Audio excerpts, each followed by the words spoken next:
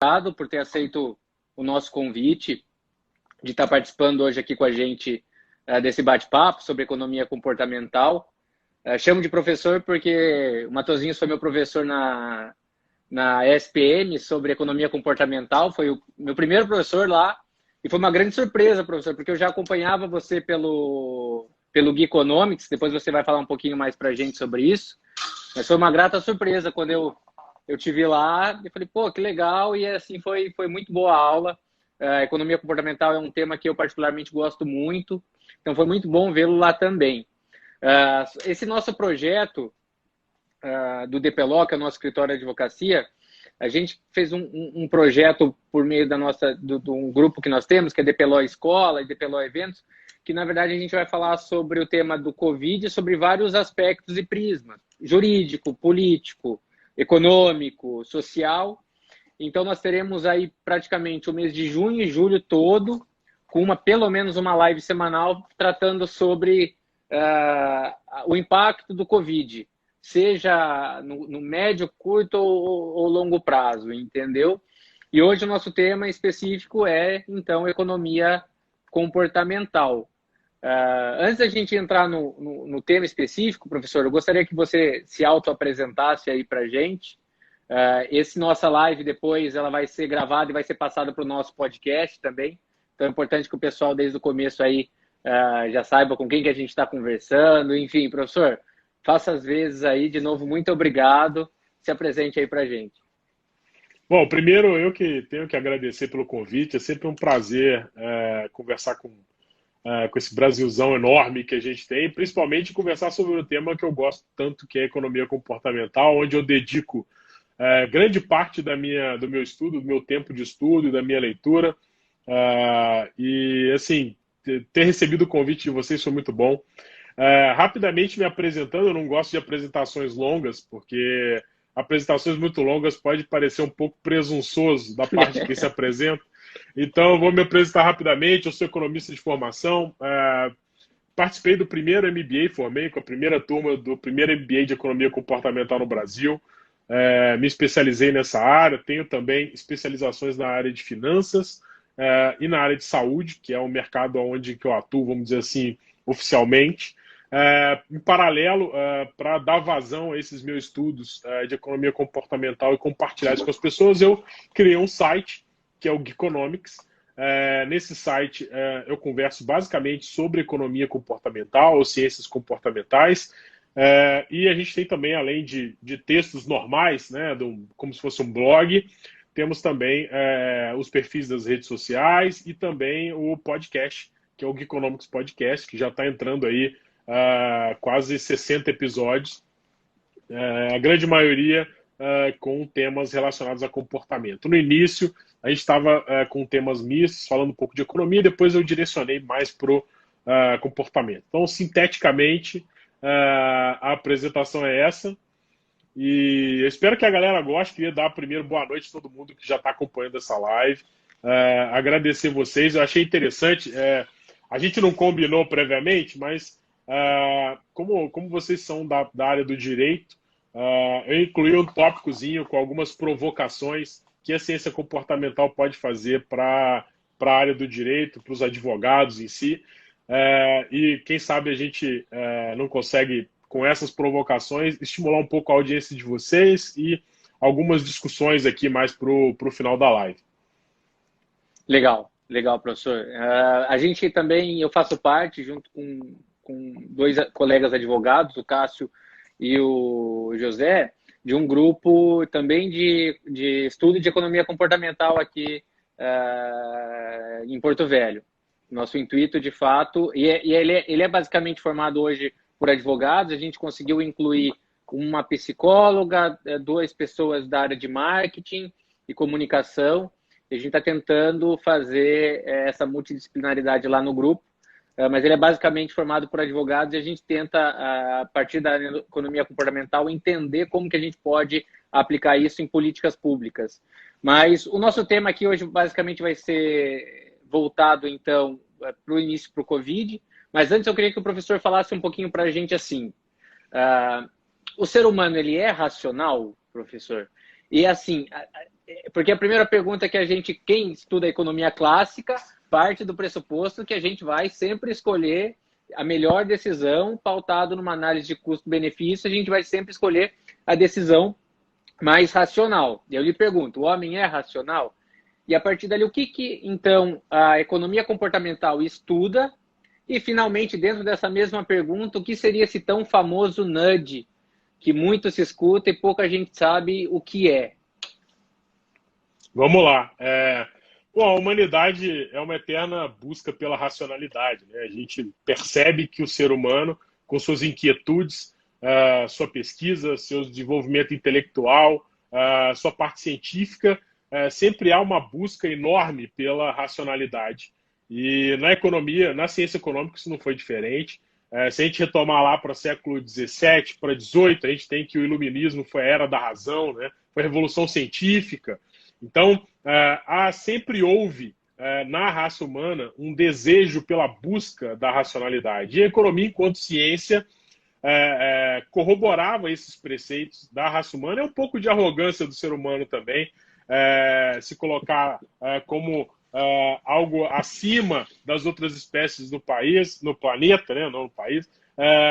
E esse mito da racionalidade, esse anseio pela racionalidade, é uma coisa muito complexa na história da humanidade. A gente, uns falam que pode ser questão de uma necessidade de reafirmação, uns falam que a gente está envolvido dentro da nossa própria ideia de racionalidade, porque isso justifica todas as nossas ações, isso motiva o desenvolvimento das nossas ciências, né? Mas, quando a gente avalia em termos de decisão, né, em termos de comportamento humano, a gente percebe que a humanidade é uma eterna luta entre razão e emoção. E nessa luta entre razão e emoção, quem estuda comportamento e quem está aí, pessoal da área de psicologia, filosofia e todas as outras áreas correlatas, sabe que a emoção tem ganhado de lavada da gente no que se refere à tomada de decisão. Então, o mito da racionalidade está presente especificamente nas teorias econômicas, porque o conhecimento científico ele é produzido muitas vezes em relação a simplificações.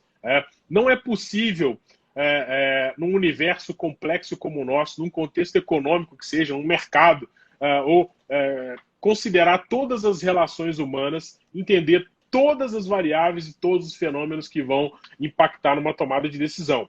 Mas isso não é desculpa para que nós, enquanto ciência, enquanto cientistas, não pesquisemos e não tentemos identificar determinados padrões e não avaliamos a questão do comportamento, simplesmente porque é um mundo complexo demais e a gente, dado que é tudo muito complexo, vamos largar isso para lá e vamos tentar fugir desse tipo de análise, uma vez que a gente não vai conseguir ter 100% de certeza em nada do que a gente for avaliar. E a economia realmente é meio isso, ciências sociais no geral, a gente não está preocupado em acertar, né, muitas vezes. O pessoal muito economista tem um fetiche pela previsão, e eu vou acertar, e o pessoal divulga, né? O meu modelo acertou, eu acertei quanto deu a inflação, quanto vai dar o câmbio, quanto vai dar o dólar.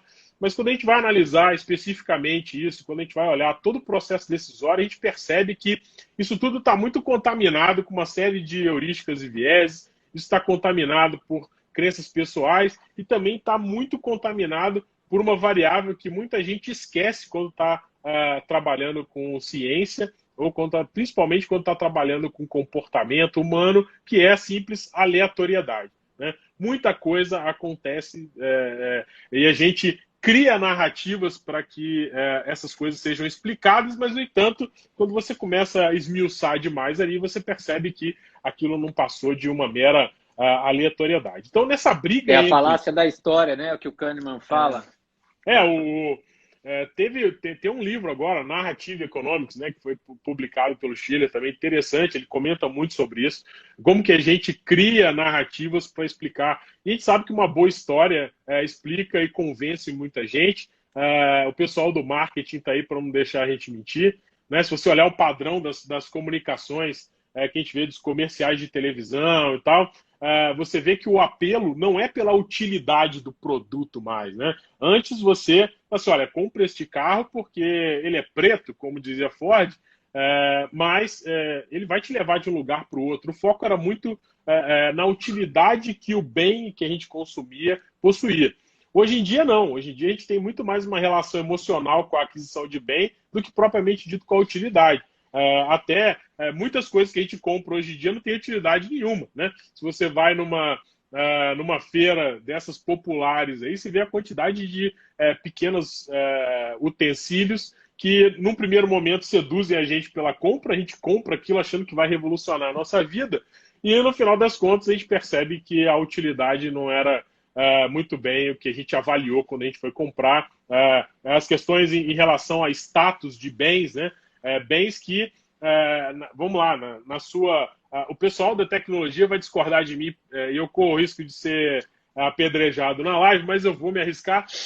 Em suma, a utilidade de um celular, smartphone, ele é a mesma em qualquer modelo, tá? Se você vai usar um Android, se você vai usar um iOS, um Apple, um Samsung, ou um Xiaomi, em essência, a utilidade do celular é a mesma. Não faz diferença qual celular você tem, a utilidade dele é a mesma. Só que, como a gente decide pela compra de um celular? A gente não decide só pela utilidade. A gente decide por uma série de outros fatores que estão muito mais ligados com a nossa necessidade de aceitação, de pertencimento a determinados grupos, de demonstrar certo status, de demonstrar certa postura de vanguarda em relação a consumo, né, de estar na vanguarda do consumo, de demonstrar poder econômico, muitas vezes, por que não?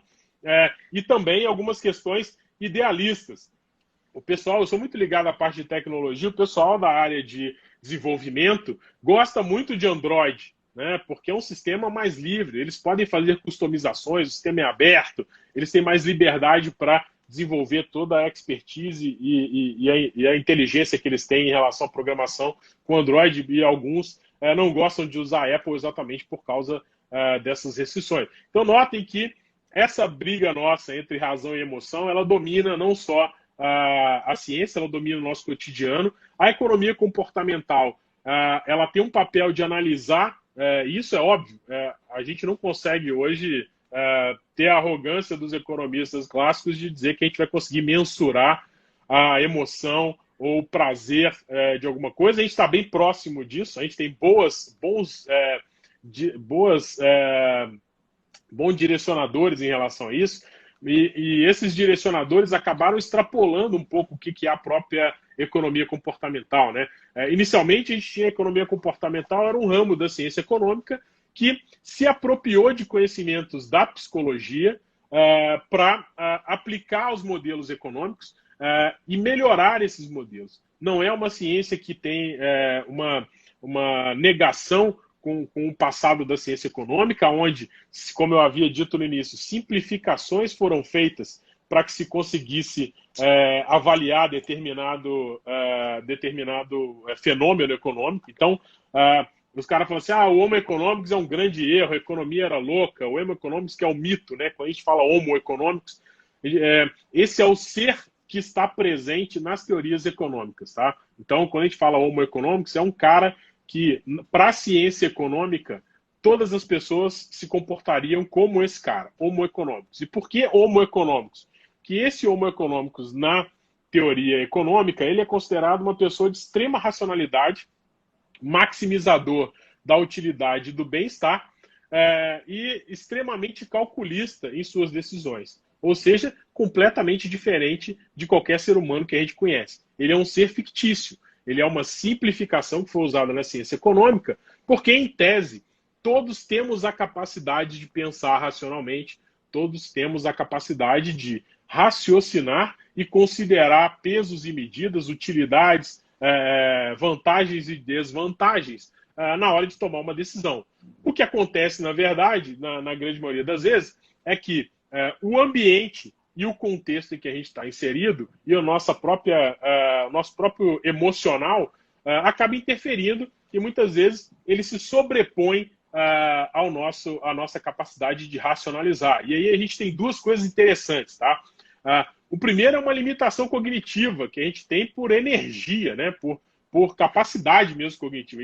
Muita gente fala que já tem alguns estudiosos que dizem que a nossa capacidade de processamento cerebral ela é limitada à quantidade de energia que a gente consegue entregar para o nosso cérebro. E que o fato da gente ter heurísticas, né, que é esse nome feio que eu já vou explicar, que são atalhos, como se fossem atalhos decisórios, padrões de decisão que a gente tem, e que isso serviria não só para que a gente conseguisse tomar rápidas decisões, como também para economizar consumo de energia no nosso cérebro. Proporcionalmente, o cérebro humano, em comparação com o resto do corpo, ele tem um percentual muito maior do que em outros seres vivos. Então, é um órgão que consome muita energia e que consumiria muito mais se a gente tivesse que refletir sobre toda a decisão. Então, eu gosto de brincar com o pessoal assim, imagina se você tivesse que fazer profundas reflexões para tomar todo tipo de decisão, mesmo a mais simples. Você ia levantar, você ia acordar na sua cama e você simplesmente não ia conseguir sair do teu quarto durante o dia. Porque você ia pensar, olha quantas decisões você tem quando você acorda, né? Eu vou levantar agora ou não, eu vou dormir mais um pouco, eu vou olhar o celular antes de levantar, qual roupa eu vou vestir, qual caminho eu vou levar para o trabalho, como eu tenho que deixar a minha casa antes de eu sair, se eu arrumo a cama, se eu não arrumo, mas vai ter alguém que vai me visitar, que vai ver essa cama depois, eu fecho a porta, eu apago a luz, eu não apago. São muitas decisões que a gente toma no dia a dia, a gente não para pensar sobre isso. Então, esses automatismos, essas heurísticas que são como se fosse não, são atalhos decisórios que a gente utiliza no nosso dia a dia para possibilitar que a gente navegue. Esse é um termo muito interessante. Um dos principais pesquisadores da área, o Kassanstin, cunhou teve essa expressão muito feliz no nível dele, chama Freedom alguma coisa. Depois eu vou lembrar, eu sou péssimo para lembrar o nome de livro. E ele fala sobre navegabilidade. As heurísticas, muitas vezes, são aquilo que possibilita a gente navegar pelo mundo extremamente complexo, né, e extremamente difícil de se navegar. São muitas decisões, a gente tem uma série de coisas para lidar. A gente está tendo milhares de decisões, milhares de eventos ocorrendo por minuto à nossa volta, e a gente tem que se manter atento e com condições de reagir a esses estímulos. Refletir sobre todos eles seria impossível, né? Então, imagina você transitando numa rua movimentada, né? Olha a quantidade de informação que você tem visual, olha a quantidade de informação que você decodifica sem refletir sobre ela, né? Então, se você está andando numa calçada e você vê um buraco, você não reflete sobre o fato do buraco estar ali, do motivo dele estar ali, de qual trajeto você vai tomar para evitar esse buraco, qual o risco de você pisar no buraco e sofrer um acidente. Você simplesmente desvia do buraco. Você não reflete sobre isso, né? Então, essas questões, muitas vezes o pessoal gosta de ver a economia comportamental e as ciências comportamentais como sendo uma área do conhecimento que está aqui para catalogar as milhares de heurísticas e vieses que a gente tem na vida para tomada de decisão. A verdade não é essa, né? E a gente tende a analisar heurísticas e vieses como algo muito ruim na grande maioria das vezes. O pessoal acaba isso recorrente nas ciências comportamentais. A galera olha e fala assim, isso é um viés, está enviesado, é ruim. Isso é heurística, você não pensou sobre isso para decidir, você decidiu no automático. Mas a nossa vida seria praticamente impossível se a gente não tivesse decisões que fossem tomadas de forma automática. A gente simplesmente tem uma pesquisa... até darwiniano, né? Darwiniano, essa questão das heurísticas, dos vieses, enfim. Exatamente. Da própria sobrevivência humana, né? Isso. Tem algumas narrativas que não são tão verdadeiras, mas tem uma pesquisadora brasileira que ela... Rosel, o sobrenome dela. Enfim, ela tem um livro muito interessante que eu vou deixar a recomendação para o pessoal, que chama Vantagem Humana. Ela é profunda estudiosa do cérebro humano e nessa questão de tomada de decisão, ela fala mesmo que se a gente tivesse que utilizar 100% da nossa capacidade de reflexão cerebral para tomar decisão, a gente não conseguiria, talvez, consumir todas as quantidades necessárias de caloria para sustentar a nossa atividade cerebral nesse contexto. Então, é importante duas coisas para frisar. Primeiro que o campo de conhecimento da economia comportamental, tal como das outras ciências, se expandiu. E isso é muito bacana porque hoje a gente não fala mais de economia comportamental, que é a ciência econômica com atributos da psicologia aplicados aos modelos econômicos, considerando que o ser humano não necessariamente vai ter esse comportamento extremamente racional, mas sim, pelo contrário, um comportamento muito tomado pela emoção e não raro, contaminado por viés, por influências de grupo e também pelas suas próprias heurísticas. E essa o termo que tem mais sido utilizado recentemente é ciência comportamental, porque a gente está num momento muito bacana do conhecimento, né? Onde, por exemplo, vocês são da área de direito e estão aportando conhecimentos da área comportamental, que tem tudo a ver com a área de direito, dentro do cotidiano de vocês, dentro das análises, dentro do trabalho de vocês cotidiano, né? Então, hoje a gente tem que o conceito de universidade está fazendo muito mais sentido, né? Onde você dialoga com várias áreas do conhecimento para formar um conhecimento maior que não está mais centrado em determinados silos, né? Ou seja, não, aquilo ali é da economia, só economista que põe a mão. Não, aquilo ali é da psicologia, só a galera da psicologia põe a mão. Hoje em dia, a gente está integrando esses conhecimentos, né? E isso tem sido muito válido para a evolução da ciência. Então, quando a gente fala hoje de ciência comportamental, eu falei no início que a gente tem algumas medidas já para quantificar a emoção das pessoas, né? Isso vem da neuroeconomia, que é um ramo da economia que aportou ferramental de neurociências para avaliar como as pessoas tomam decisão, para avaliar comportamentos econômicos, né? O pessoal do marketing também já aportou esse tipo de análise de ferramenta e, por exemplo, já consegue avaliar qual que é o engajamento emocional que o consumidor tem com determinadas peças publicitárias, com vídeos, enfim. Então, hoje, quando a gente fala ciência comportamental, na verdade, a gente não está falando de economia e psicologia só. A gente está falando de economia, de psicologia, de antropologia, sociologia. Estamos falando também de neurociências, estamos falando de filosofia, estamos falando de direito. Ou seja, essa tendência que a gente tinha, porque o ser humano tem uma tendência quando a coisa está muito complexa, para que a gente consiga ter um panorama das coisas, a gente compartamentaliza, né? Cataloga. A gente separa em categorias, né? Caixinha, O conhecimento estava muito assim, antigamente. A gente separava, não, esse aqui vai estudar a área da economia, a área de concentração, você tem a área do direito, você tem tudo compartamentalizado. Hoje em dia, essas barreiras eu acho que já estão cada vez menores e a gente se permite ter um pouco menos de vaidade da comunidade científica também. Eu gosto de brincar com isso, que eu comecei a estudar economia comportamental, eu era acadêmico da economia quando o Daniel Kahneman, que é o maior expoente da área, sem dúvida alguma, ganhou o Prêmio Nobel de Economia em 2002. Só que o Kahneman era psicólogo. E na época eu ainda estava contaminado por essa visão de silo na ciência. Eu fui estudar a tese do Kahneman porque eu fiquei bravo, porque como que um psicólogo poderia ganhar um Nobel de Economia, né? Isso e você não foi o único, né? Não fui o único. Tinha muita gente que fez isso na época. Ele foi muito rechaçado pelos economistas, é que ele é muito bom, né? Ele é muito bom, é muito respeitado. E muito ele trabalhou teimoso. Sempre muito com... e com o Thaler, né? Ele sempre acabou trabalhando muito com o Thaler, isso ajudou um pouco acho que na aceitação dele pelos economistas. Com certeza. Eu não sei porque a turma se você pegar o Misbehave, que conta a história da economia comportamental, a gente percebe que eles foram tateando muito, né? E que eles realmente sofreram. Imagina como que esses caras mandavam um artigo de heurísticas e viés para um congresso de economia, quando que esses caras iam ser aprovados, né? É muito difícil, cara. Então eles eram colocados à margem nos congressos e tal.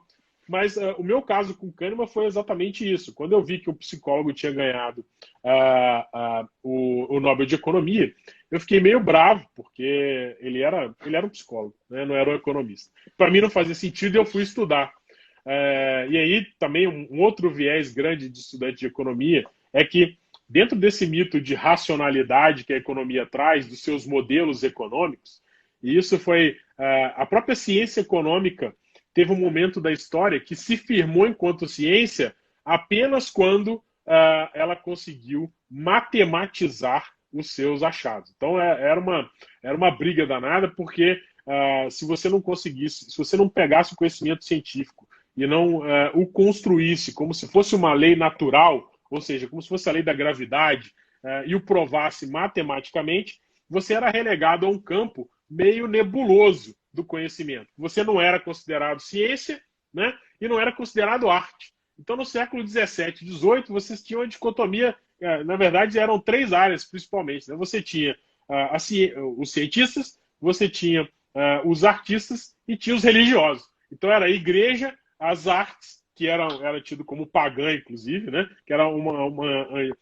oposição à igreja, e os cientistas, que era a galera que estava mais puxando a revolução científica, principalmente a questão iluminista. Antes dessa turma, quem era visto assim não era chamado de cientista, era chamado de intelectual, e eram os filósofos. Né? E aí a gente tem Adam Smith como filósofo, os primeiros grandes economistas, ou nem sei se dá para chamar de economista, mas os primeiros estudiosos da questão econômica, eles na verdade não eram economistas, eram filósofos.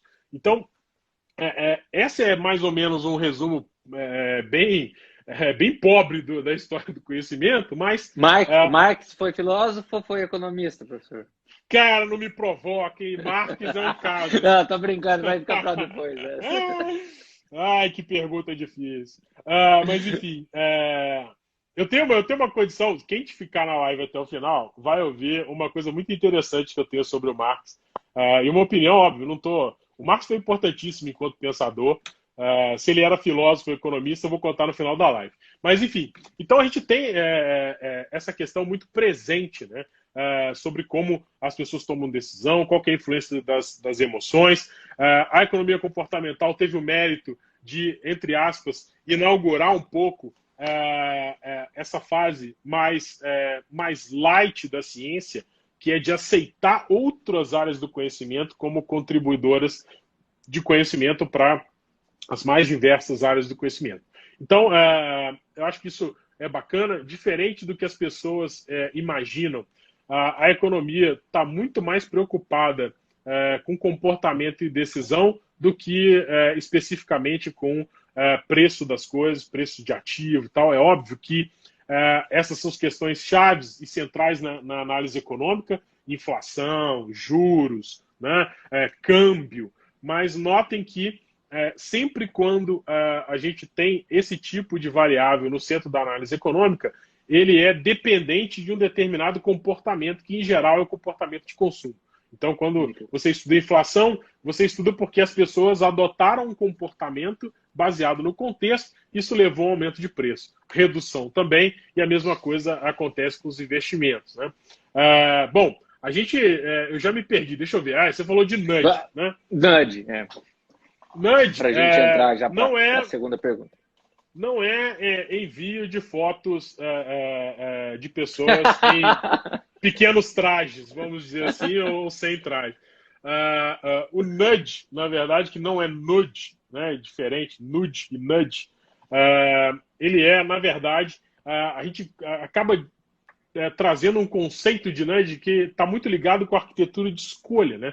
Então, como que a gente pensa um nudge? O nudge, na verdade, é uma alteração da arquitetura de escolha, e aí, para vocês entenderem isso de forma bem abstrata, né? Pensa na organização de um lugar, a arquitetura daquele lugar. Né?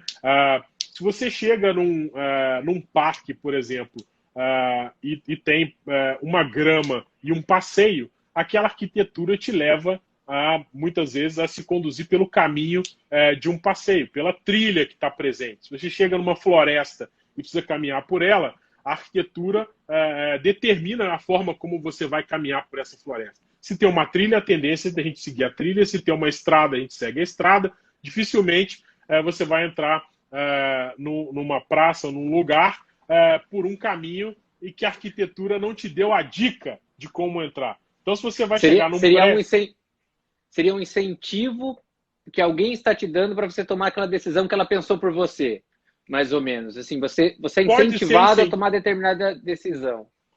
pode ser incentivo, mas eu gosto muito de configuração, porque quando a gente está falando de arquitetura de escolha, eu gosto muito da a configuração como a escolha está posta para a Entendi. gente, importa muito. Então, por exemplo, se você olha para uma casa bem convencional, com uma porta e duas janelas na fachada, vamos supor que não tenha muros, nada, é uma casa normal, uma porta e duas janelas. Dificilmente uma pessoa vai chegar nessa casa e vai tentar entrar pela janela, porque a arquitetura da casa já deu a dica para ela da melhor forma de entrar. A melhor forma de entrar numa casa é pela porta. Primeiro porque ela tem caminho livre, né?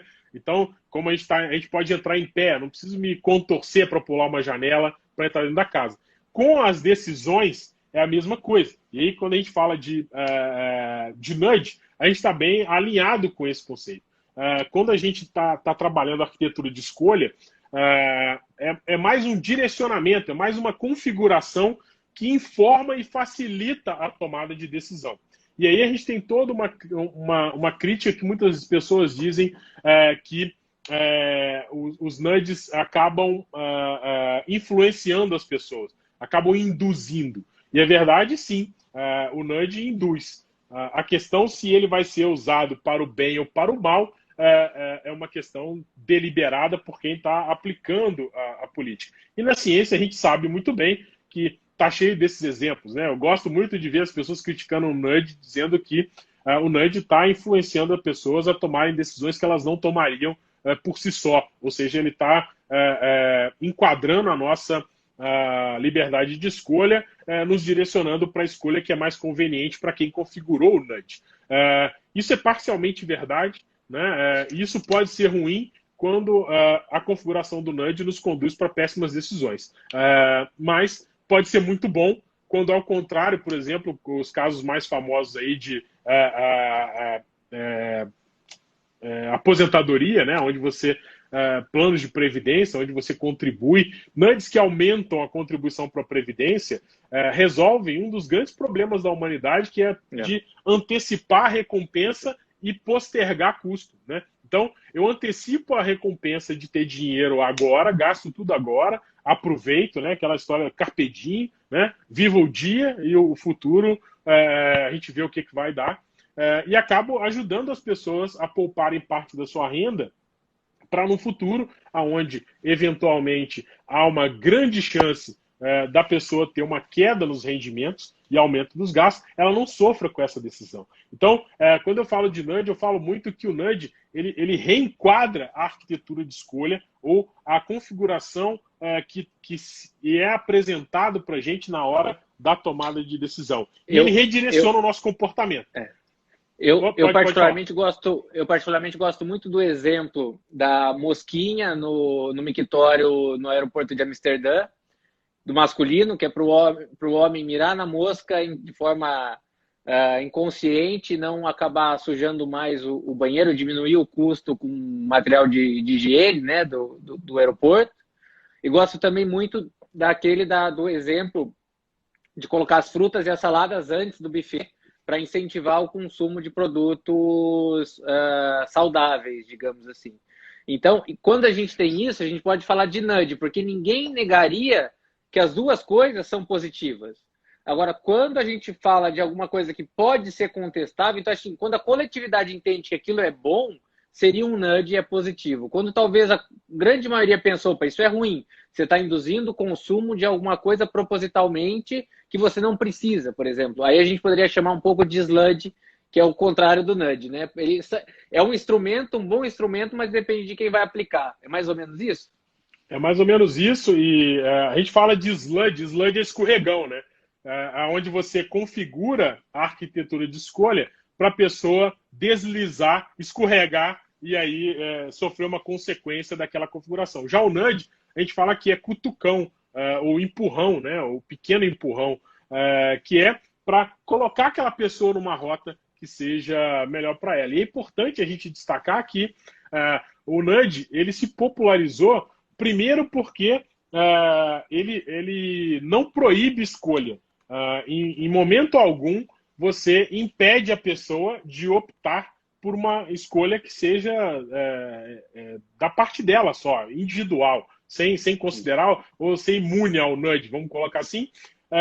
Em ponto nenhum há proibição de escolha e nem alteração significativa dos incentivos financeiros. Então, o nudge se popularizou muito enquanto intervenção ou política voltada para as ferramentas comportamentais, porque ele é muitas vezes ele é de uma implementação muito barata.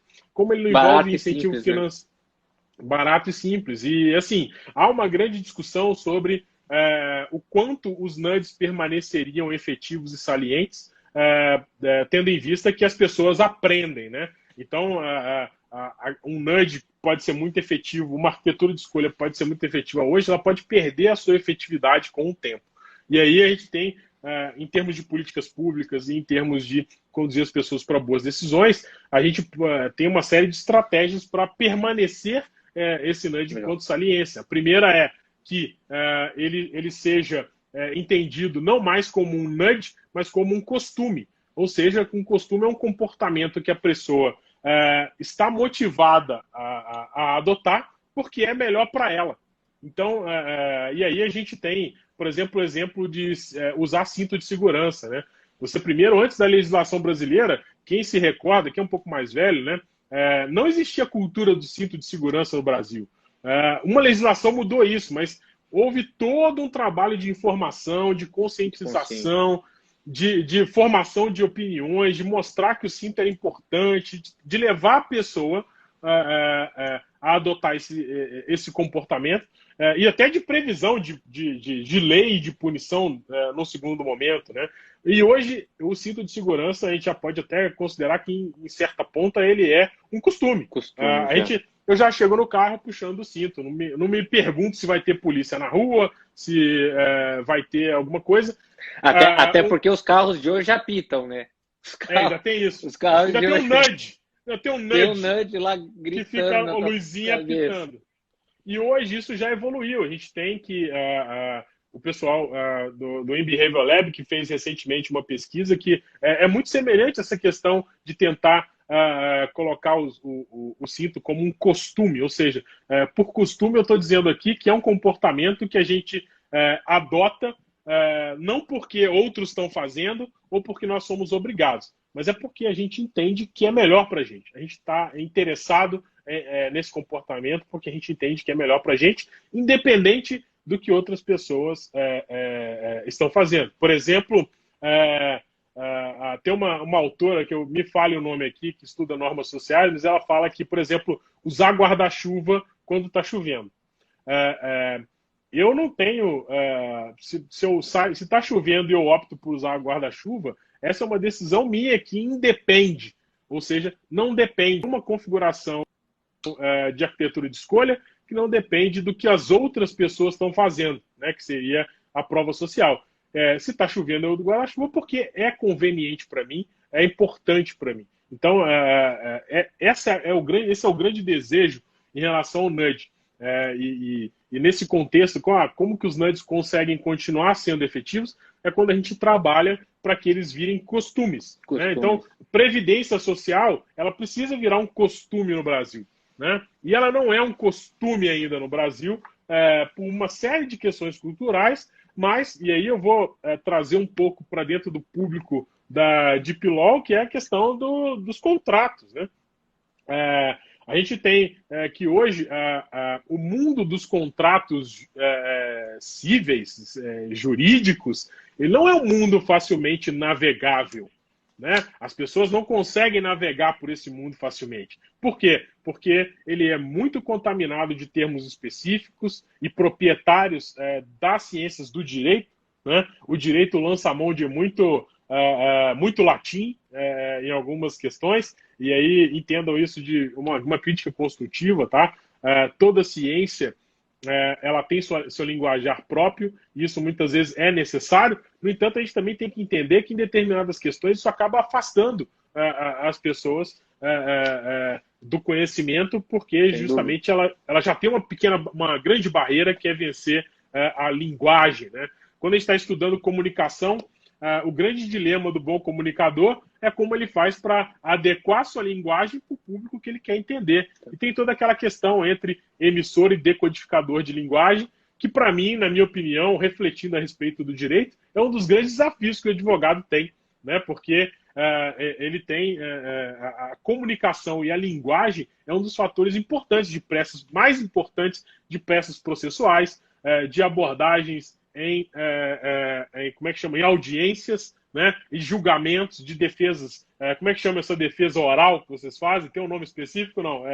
O que? A sustentação oral? Sustentação oral, esse termo. Então a linguagem é importantíssima, né? E ela precisa refletir o contexto. Mas no ponto de vista das pessoas comuns, por exemplo, a gente está falando de nudge, uma das coisas que impedem as pessoas de contratar planos de previdência ou de contratar planos de investimento são os contratos, né? Você pega um contrato, o contrato geralmente ele numa página com o mínimo de margem Não é intuitivo, possível. né? Não é intuitivo, né? Pouco não intuitivo. É intuitivo, é complexo, é cheio de termo técnico, é grande, ou seja, tem muita regra, tem muita isenção de responsabilidade, ou seja, ok, eu sei que eu estou assumindo a responsabilidade pela decisão de contratar determinado produto, mas não precisa ficar me lembrando que tudo que der errado a culpa é minha, né? Isso me afasta um pouquinho. O engajamento emocional nessa hora repele a pessoa daquilo ali. Começar a relação com o pé esquerdo, né? A gente tem uma tendência de evitar essa decisão. O mundo complexo, ele muitas vezes faz a gente dropar. Fala assim, não vou ver isso agora, vou dropar da decisão, eu vou evitar ao máximo ter que decidir sobre isso. O caso da Previdência e do 401k, que é o caso mais famoso de aplicação do nudge do Taylor, é exatamente isso. Ele mudou as opções, né? O cara, quando entrava na empresa, antes ele tinha que marcar que ele estava optando por aderir à Previdência, né? E depois ele mudou, ele tinha que optar a norma, o costume. Nota como tem uma relação direta, né? O costume passou a ser que ele tinha que assinalar para não participar. Contribuir, Então, ele já era automaticamente contribuinte. Ele deixaria de contribuir. Para isso, ele teria que sair desse status quo, né? Ele teria que se mexer para fazer alguma coisa. E como a gente também gosta de fazer o mínimo possível, a tendência foi, se está ali é porque está certo, então a gente vai aceitar. É o que a gente chama de opção padrão, né? E nota que a arquitetura de escolha, nesse caso, eliminou uma grande barreira na tomada de decisão, que foi o cara precisar ler o contrato. Ele, tipo assim, eu já tô dentro. E que foi, acho que foi a Suécia que fez isso com doação de órgãos também? Foi algum país nórdico, não fez? Que a opção padrão seria: eu sou o doador de órgãos. O não doador que precisa ir lá e mudar a opção padrão, né? Aqui no Brasil a gente tentou alguma coisa parecida que ficou meio brasileiro, né? Tentou meio mais ou menos. Mas enfim. Mas acabou não virando. E, professor, deixa só uma coisa, só um detalhe. Aproveitar que o pessoal que está assistindo a gente está falando dessa questão de contrato. Tem um livro que referente a isso, que trata dessas questões sobre o ponto de vista comportamental, chama Seduced by Contract, Seduzido pelo Contrato. É um livro que não está muito na lista de top 10 da área, mas para a galera do direito é uma leitura extremamente interessante. Ele questiona essas questões de contrato na contratação de serviço, né? E eu acho que tem muita correlação com o que vocês têm aí na parte de direito. Mas eu te cortei e te interrompi pela milionésima vez. Né? Eu tenho vergonha disso, desculpa aí. Imagina, aqui quem tem que falar é você mesmo, professor. Fique bem tranquilo. E já anotei aqui a dica, obrigado. Já foram, acho que 3 ou 4, já depois eu vou ter que voltar para ouvir. Foram várias dicas, continue aí ajudando a gente. Não, na verdade, eu ia passar aqui para o nosso segundo tema, que é o seguinte: como a gente está falando, então, de ciências comportamentais, estudando o comportamento, eu queria saber do professor uma opinião seguinte: o Covid, ele mudou o comportamento do indivíduo, do sujeito, durante esse período de quarentena, digamos assim? Então, nós mudamos nosso comportamento, nós mudamos alguns hábitos enquanto pessoa, enquanto ser humano, enquanto consumidor. E depois disso, na sua opinião, eu sei que economia não é futurologia, mas na sua opinião, alguma coisa dessas mudanças vão perdurar? Porque acho que assim, o que está muito em voga nesse momento é que o mundo praticamente mudou, vai mudar totalmente depois da pandemia, o que eu tenho uma visão bem resistente a isso. Mas eu queria saber do professor, qual é a sua opinião? Bom, o mundo está mudando desde sempre, né? A pandemia é mais uma variável nessa mudança, que, na minha opinião, tem mais o papel de acelerar determinados comportamentos, determinadas mudanças, do que qualquer outra coisa. Especificamente em relação à pandemia, uma das coisas que o isolamento tem me feito refletir, a gente ainda tem poucos estudos sendo feitos sobre isso, enfim, mas a gente também, economia não é futurologia, mas a gente, uma das coisas mais importantes para a nossa navegabilidade, a gente conseguir transitar pelo mundo, né, a gente conseguir nos situar, né, aonde eu estou nesse mundo todo, é a gente interpretar sinais, né? Então, a parte da economia que faz previsão de futuro, ela, na verdade, não tem bola de cristal, mas ela cria possíveis cenários futuros e avalia qual a probabilidade, talvez, dessas coisas acontecerem. Então, ler sinal e se posicionar com base nesses sinais é uma coisa também que é inerente à raça humana. Se não fosse isso, possivelmente a gente não teria evoluído como espécie igual a gente está aqui. Se eu, por exemplo, não entendesse... tem um fato interessante, fazendo um parêntese, o nosso paladar hoje ele foi muito subvertido, né? Mas lá atrás na evolução, o paladar ele era uma função de defesa do organismo. Então, determinados alimentos que têm gostos que não são agradáveis ao paladar, lá atrás eles eram identificados como alimentos nocivos à nossa saúde. Isso era um mecanismo de defesa. O que aconteceu, por exemplo, com o café? O café é tóxico, né? Só que nós conseguimos evoluir a ponto de entender qual o consumo de café é benéfico para mim, mesmo sendo uma substância tóxica. Então, essa questão de analisar... E ainda bem, né? Ainda bem que a gente evoluiu nesse sentido. Não a vida sem advogado café. sem café. O café é extremamente tóxico, a gente sabe. Se você pôr café numa planta, você vê que ela morre. Esse é fato, é muito tóxico. Mas, enfim, em relação à pandemia, uma das coisas que a gente começa a interpretar determinados sinais, uma coisa que me preocupa muito é que as relações humanas e a nossa navegabilidade, ela só é possível porque a gente desenvolveu uma capacidade absurda de interpretar sinais visuais. O nosso sentido, visão, é muito presente no nosso cotidiano e a gente usa ele de diversas formas, até de maneiras inconscientes. Quando eu estou conversando com você, se eu fizer uma cara de nojo, você percebe, sem eu te dizer. As minhas feições, os meus gestos, a minha expressão facial diz muita coisa que é interpretada por você ao conversar comigo e que não são informações que são ditas explícitas, são informações que são percebidas. Com a pandemia e o aumento dessas teleconferências, da gente estar conversando mais online, uma das coisas que a gente vai precisar calibrar é essa nossa percepção, né? Eu não consigo, você está me vendo aqui, você não está vendo que eu estou com a perna cruzada, que eu estou com aquela síndrome das pernas inquietas, né? Eu fico balançando a perna aqui porque eu estou um pouco nervoso.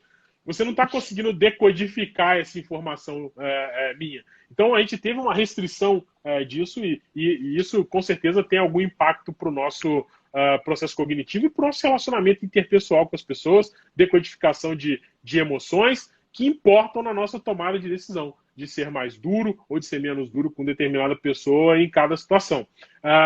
Outra coisa que eu acho que vai mudar muito e que a gente precisa perceber durante a pandemia é o que a gente já falou de costume, né?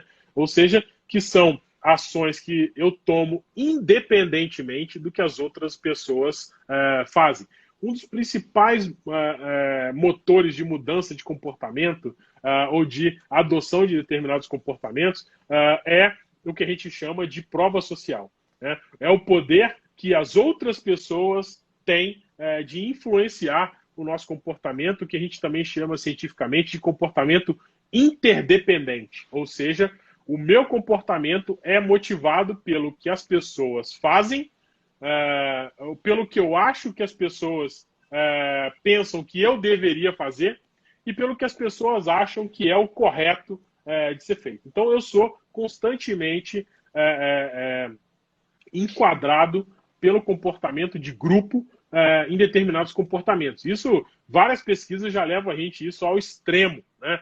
De como as pessoas conduzem essas questões de influência, de interdependência de comportamento. Ou seja, o meu comportamento ele é adotado com base não só no que eu acredito ser melhor para mim, mas com base no que os outros também estão fazendo. Isso eu acho que vai mudar demais, né? Porque a gente... e aí a gente tem que avaliar qual que é a nossa rede de referência, vamos dizer assim. O comportamento das pessoas que eu considero como base para tomar o meu comportamento ou a minha decisão é o comportamento das pessoas que estão inseridas naquele contexto de decisão. E a gente chama isso de rede de referência, em termo em inglês é referential network. Então, por exemplo, no trabalho, vocês são advogados, um bom exemplo disso. Vocês sabem que existe toda uma diplomacia das audiências jurídicas, né? E vocês se comportam tanto do ponto de vista do vocabulário, quanto do ponto de vista dos pronomes de tratamento, da forma como se vestir, de toda a conduta, todo o rito processual na audiência, ele acontece baseado no que vocês acreditam ser a norma que esperam que você tenha durante uma audiência. Você não chega numa audiência da forma como você quer. Você não pode chegar lá vestido de qualquer jeito, não pode adotar o linguajar que você acredita ser o mais apropriado. Então tem uma série de coisas que moldam o seu comportamento pela rede de referência que você está inserido. Nesse caso, a rede de referência da audiência. Com a pandemia, a gente teve uma restrição muito grande da nossa rede de referência. Essas redes até mudaram, por exemplo, porque eu estou muito mais em contato com a minha esposa no dia a dia, eu estou muito mais em contato com a minha filha, eu muitas vezes perdi o contato com determinados grupos, ou eles ficaram menos presentes na minha rotina, então isso realmente pode impactar na forma como eu estou tomando minhas decisões, ou na forma como eles influenciam para a minha tomada de decisão. Eu vou um exemplo engraçado sobre essa questão de comportamento interdependente, ou seja, comportamento que depende de outras pessoas. As pessoas, por exemplo, moda. Moda é uma questão de imitação. O meu comportamento, se eu quero ser um fashionista, né, por exemplo, eu vou adotar um comportamento de imitação das pessoas que são tendências de moda, né? Os trendsetters, né, geralmente tem um comportamento muito assim. Trendsetter em qualquer setor de tecnologia, moda, a pessoa adota um comportamento com base no que a rede de referência dela, ou a rede em que ela deseja ser identificada como pertencente a, ou seja, eu quero ser identificado como geek, né?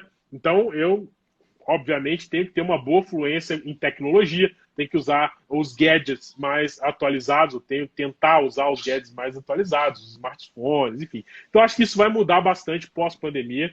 A gente também teve uma mudança de prioridade, né? Você vê o caso do papel higiênico, a corrida ao papel higiênico no mercado, não tinha nenhum sinal, nenhuma informação que haveria falta desse produto, e mesmo assim as pessoas irracionalmente iam ao mercado e compravam. E isso também foi um movimento que foi muito motivado pelo que você via acontecer no mercado. Você entrou no mercado, tem 20 anos que eu frequento o mesmo mercado, eu nunca vi uma prateleira de papel higiênico vazia.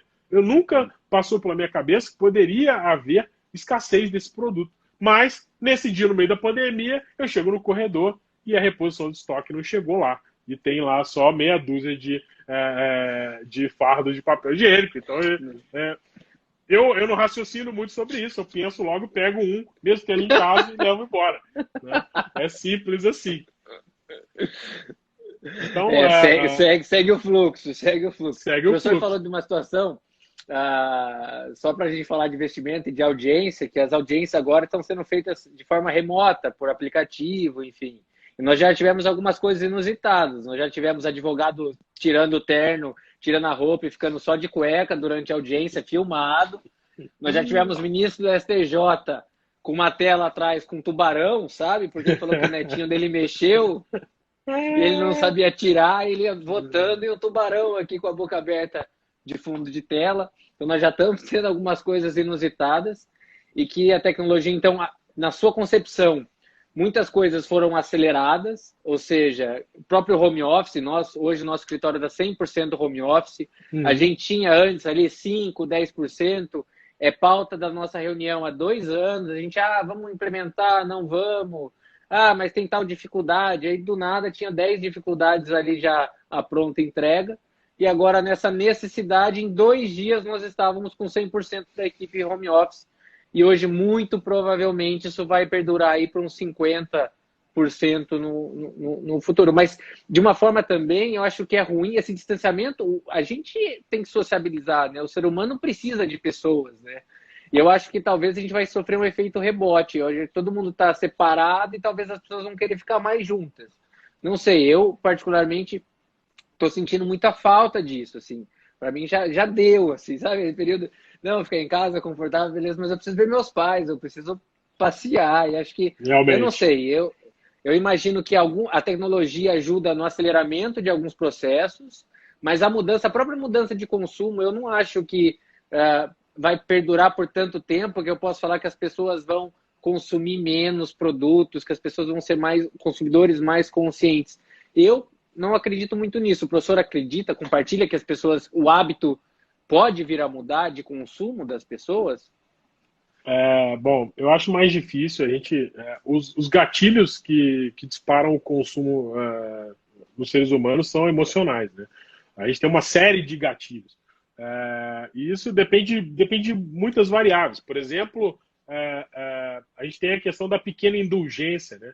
A gente já tem documentado alguns casos em que reabertura de economia deixou as pessoas com muita privação de consumo.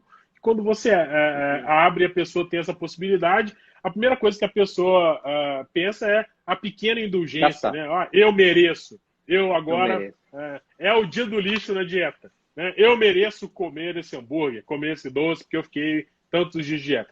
Então, isso são efeitos que a gente sabe que momentos em que a gente sofre muita restrição também, a gente sabe que depois que essa restrição diminui ou acaba, a nossa atenção acaba se voltando exclusivamente para outro ponto, né? O Kahneman fala que nada é tão importante do que aquilo em que a gente mais está prestando atenção no momento. Então, hoje a gente está prestando atenção na dificuldade econômica, no desemprego, no isolamento, na restrição que a gente tem que ter, em pessoas passando dificuldades financeiras, sofrendo suspensão de trabalho. Toda a atenção dada a esse fenômeno pode levar as pessoas, no momento, a restringirem o seu consumo. Só que, num segundo momento, imagina, pensa comigo, acabou o Covid hoje, tem vacina, todo mundo salvo, a humanidade está volta. De volta. Nós estamos no horário de pico das lives. Tava difícil voltar aqui. O Instagram tava me censurando. Então, retoma aí, professor. Bom, a gente já falou bastante, falamos de economia comportamental, falamos de decisão. Eu acho que vale a pena a gente abrir para pergunta do pessoal, algumas coisas. Eu só queria reforçar que uma das coisas importantes que a gente falou de razão, né, de emoção. A gente não raro, a gente é levado pela emoção na tomada de decisão. A emoção tem um grande componente decisivo para a nossa tomada de decisão, mas a gente não deve imaginar isso tal qual os vieses e as heurísticas que todo mundo fala, vieses cognitivos e tal. A gente não deve sempre analisar isso do ponto de vista com enquadramento negativo, né? Afinal de contas, foram com esses vieses, né? Apesar desses vieses e dessas heurísticas, e muitas vezes algumas situações por causa dessas heurísticas e vieses, que a gente acabou chegando aonde a gente está, que nós acabamos evoluindo enquanto espécie. Então, muito cuidado quando a gente sempre enquadra heurística e viés como algo ruim, né? A gente está cometendo o erro do sludge, que a gente falou, que é o escorregão. A gente está sempre vendo que uma decisão não foi boa, o bastante porque ela foi tomada estando com uma alta carga emocional, com pouca razão e ainda contaminada por heurísticas e viés. A grande verdade é que nem sempre isso acontece para o mal. Muitas vezes isso também acontece para o bem. A gente precisa mudar um pouco esse enquadramento. Eu vejo muita gente falando mal de heurísticas e viés, que está enviesado, é ruim, a decisão, enfim. E isso porque aí também é uma grande confusão que acontece nas pessoas, é a forma como determinar que nós tomamos uma boa decisão.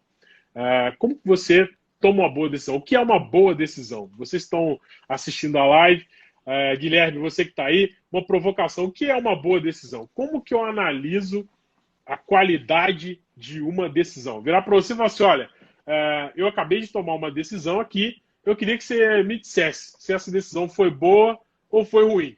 Como que você avaliaria essa minha decisão? Isso é uma pegadinha, óbvio, né? Mas porque muitas vezes a gente não pensa adequadamente sobre o assunto. Nessa hora que a pessoa pergunta, a gente fica meio embananado. Mas, enfim, não tem resposta certa.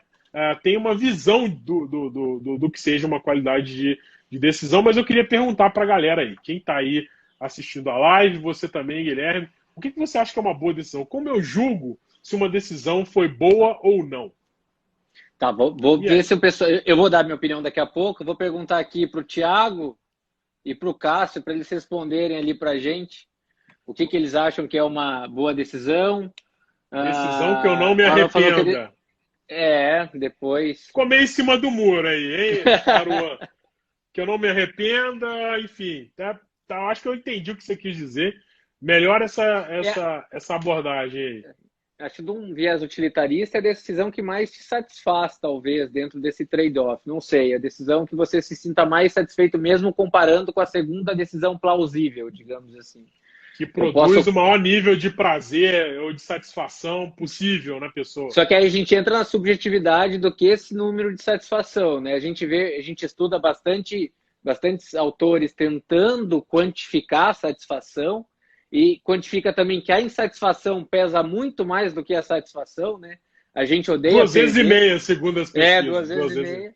Então, assim, talvez seja a decisão que no final te traga maior satisfação e que acabe você não se arrependendo. O Cássio que maximize o seu bem-estar. Interessante. Essas respostas, uma decisão que atinge meu objetivo, do Thiago aí, essas respostas são muito comuns e é o que mais aparece quando a gente faz esse tipo de pergunta. O que é uma boa decisão? Só que notem que toda vez que eu estou julgando uma boa decisão, eu estou levando em consideração, primeiramente, o resultado que essa decisão levou. Ou seja, se essa decisão que eu tomei me entregou o maior bem-estar, se atingiu meu objetivo, se foi uma decisão que produziu o melhor resultado possível da decisão.